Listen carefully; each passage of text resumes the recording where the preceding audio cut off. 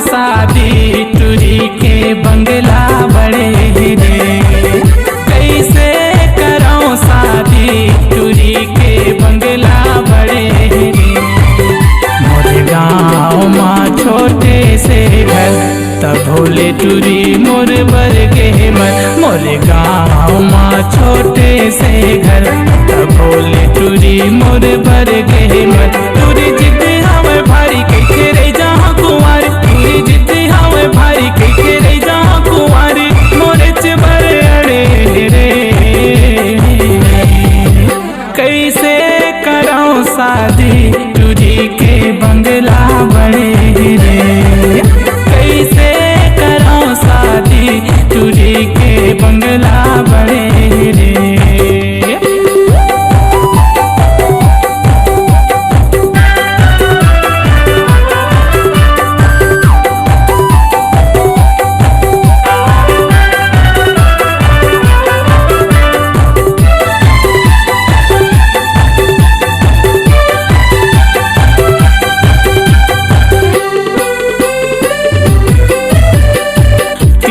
खार के दो चार गाँव माँ नाम के मोरे सोर है।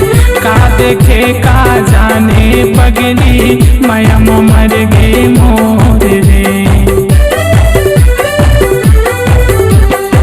तीर्थ खार के दो चार गाँव माँ नाम के मोरे सोर है। का देखे का जाने पगली माया मर गे मोर रे। गोरी मन नहीं बात लेके आते थे बारात, गोरी मन नहीं बात लेके आते थे बारात। गुस्सा माया के लाल पीला करे रे। कैसे कराऊं शादी टूरी के बंगला बड़े रे। कैसे कराऊं शादी टूरी के बंगला बड़े रे।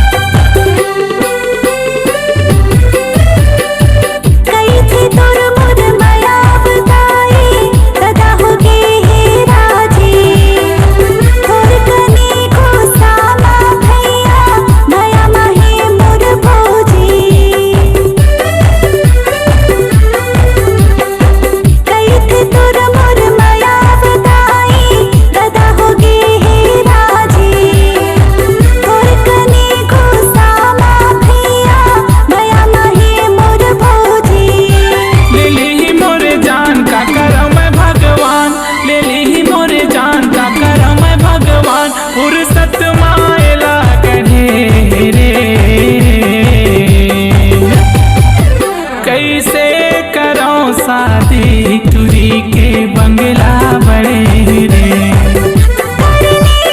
संग शादी टूरा मोर इज्जत बड़े रे।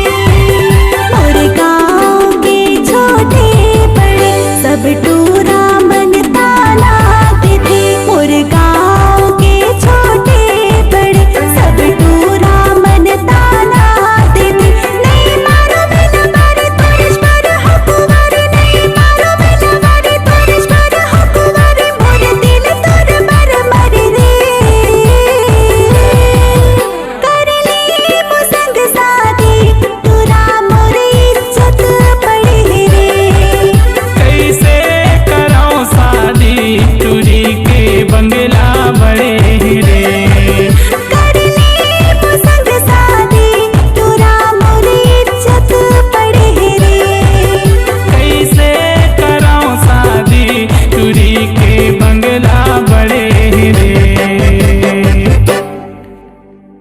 छत्तीसगढ़ी लोकगीत में वीरेंद्र चतुर्वेदी का एक और नया धमाका, गीत ऐसा जिसे सुनकर आपका मन लगे गुनगुनाने, संगीत ऐसा जिसे सुनकर आप झूम जाएंगे। संगीत मजेदार, गीत शानदार और आवाज जोरदार के साथ Chhattisgarhi audio video album Virendra Chaturvedi की शानदार प्रस्तुति ए पानीपुरी। तो देखना और सुनना न भूलें। कार्यक्रम हेतु संपर्क करें मैं रवि पंडित, मोबाइल नंबर 8959262959, वीरेंद्र चतुर्वेदी 8463827952। आपकी आवाज ही आपकी पहचान है। यदि आप अपनी आवाज को एक नया आयाम देना चाहते हैं तो चले आइए मल्टी ट्रैक डिजिटल रिकॉर्डिंग के लिए AVM audio video studio, Khamtarai, Raipur. Mobile number 9301523929 और 7869646201। यदि आप नए एवं पुराने गीत सुनना चाहते हैं तो avmgana.com में जाकर गाना फ्री डाउनलोड करें और YouTube चैनल में AVM गाना और के कैसेट्स को सब्सक्राइब करें।